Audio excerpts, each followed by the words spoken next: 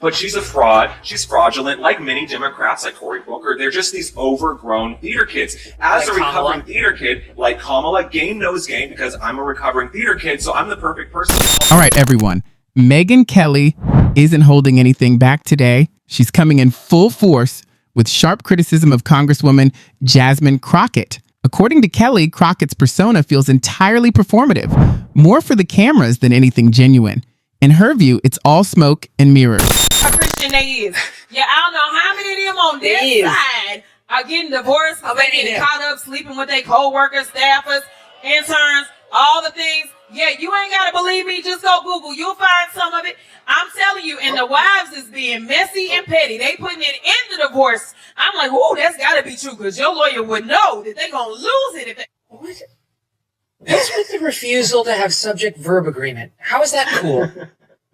So like I said, we need a drinking game. When she unveils a new accent, take a shot. She also reminds me of that Steve Martin, Queen Latifah movie, Bringing Down the House. Like, she's so stereotypical, and she's playing into these stereotypical tropes. I guess she's trying to play to the lowest common denominator, but she's a fraud. She's fraudulent. Like many Democrats, like Cory Booker, they're just these overgrown theater kids. As like a recovering theater kid, like Kamala, game knows game because I'm a recovering theater kid, so I'm the perfect person to call you out. But if you look at old clips of Jasmine Crockett, she used to speak like Eliza Doolittle. The rain in Spain falls gently on the plain. Like, she was very prim and proper. Now Jasmine Crockett's like, this mofo cracker like a Jackie Nate booga baka baka. Like, what happened to Jasmine Crockett? She has totally been body snatched. And then Jasmine Crockett, my thing is this. I wouldn't even care that she wants to do the fake accents and like she's auditioning for Bad Girls Club or Real Housewives of Atlanta. I wouldn't care at all if her district was up and running perfectly. As someone from Dallas, people message me all day long, friends from high school, friends from childhood, saying,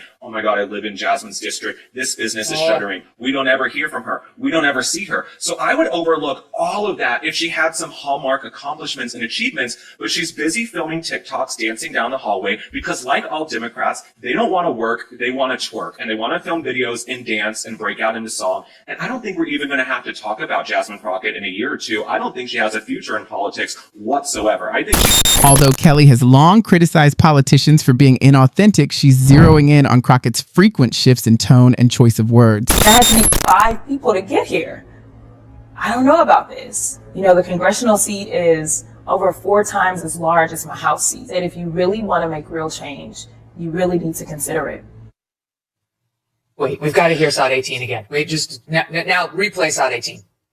Man, because these people, they are crazy, because they always about... Is it theatricality or a lack of authenticity? Game and don't drink and drive, but every time Jasmine Crockett unveils a new accent, take a shot, okay? You will be blotto in about 5 minutes because she unveils new accents every 5 minutes. Yeah, exactly. She unveils new accents all the time, and she wants us to forget that she used to speak like this very educated young woman. She used to speak like Eliza Doolittle. Wait, we have it. Here, yes, listen to her here. Stop 19. In my mind, I'm thinking, I just got to Austin. Is it the game of theatricality or lack of authenticity?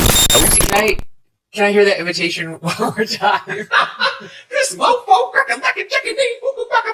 That's what she does. It's like literally like Big Bird. It's like this Big Bird. She's auditioning for a reality show. If anyone has Andy Cohen's number, Andy Cohen, you need to reach out to Jasmine Crockett immediately. Real Housewives of Potomac or DC, whatever it is. I think she'd be amazing on there. But in Congress, no. And her people in her district, they're not happy with her either. So she can blame, oh, they're gerrymandering, they're pushing me out. It's like, no, you probably wouldn't win again anyway because you're a failure. Yeah, I mean, not to mention she's a bully. Just read the New York Post. Right. She denied it. But I mean, there was all sorts of eyewitness testimonials from current and former staff saying what a bully she is. Marjorie Taylor Greene was here telling me about how she's got some guy she uses who follows her around to carry her big handbag, to put her pillow behind her back. She thinks she is Queen Latifah, actually. Maybe that's what she's going for. An actual queen, though. She wants to be driven around in like a motorcade. Anyway.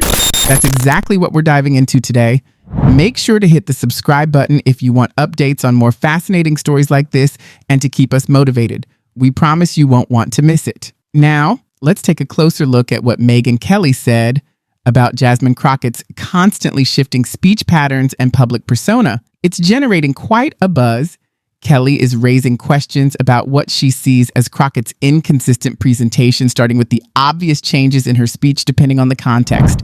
Kelly has recently focused on Crockett because In her view, she doesn't showcase the full weight of her impressive educational background, attending a prestigious high school followed by law school through her political persona. According to Kelly, Crockett swings from being polished and articulate in some settings to casual and at times inauthentic in others. Crockett's attempts to adjust her voice and style depending on the platform appear to make her uncomfortable. To illustrate this, Kelly pointed to a few recent appearances, including one on Don Lemon's talk show. In that setting, Kelly felt Crockett's demeanor came across more like acting than genuine conversation. It's almost as if Kelly is asking, "Crockett, you're articulate and intelligent. Why the change? Is this for the cameras or to better connect with a broader audience?" Kelly also raises concerns about what this shift means for Crockett's supporters. She highlights a noticeable gap between Crockett's elite educational background and how she presents herself publicly. For those expecting the professionalism and eloquence typical of someone with her academic pedigree, this change may have been disappointing. The next level of Kelly's critique is the idea of performative politics. She suggests that Crockett's altered style might be a deliberate tactic to appeal to audiences who relate more to a casual image than to an academic one. But Kelly questions the cost. As a representative of a large constituency, she argues, Crockett has a responsibility to honor her heritage and showcase the full value of her education. Kelly frequently contrasts Crockett's early campaign speeches with her recent television appearances. The difference, she notes, is striking.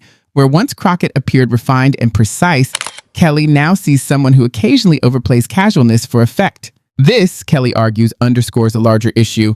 Are today's politicians acting more like performers, trying to manipulate perception than true representatives of the people? At the heart of Kelly's criticism lies a central tension, the balance between flexibility and authenticity.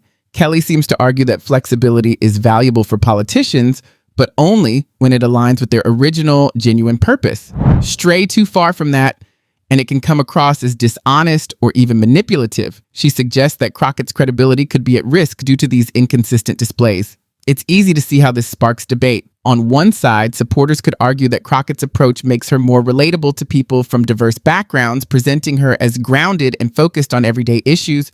Perhaps her aim is to modernize politics in ways that not everyone fully understands yet. But Kelly's perspective encourages a broader conversation. What do we truly want from our leaders? Do we value authenticity and consistency more than strategic adaptability meant to appeal to different audiences? At its core, this debate is about integrity, whether it's ever acceptable to compromise it for relatability. Of course, some viewers might feel that public figures naturally evolve over time, and that harsh criticism for these changes is unfair. Striking a balance between a public persona and core convictions is a challenge as old as politics itself. It's a provocative topic that invites discussion. What do you think? Is Crockett's theatrical style a calculated strategy to engage a wider audience, or does it signal a lack of authenticity? Do you agree with Kelly's critique, or do you see it differently? Share your thoughts in the comments below. Let's keep this conversation going.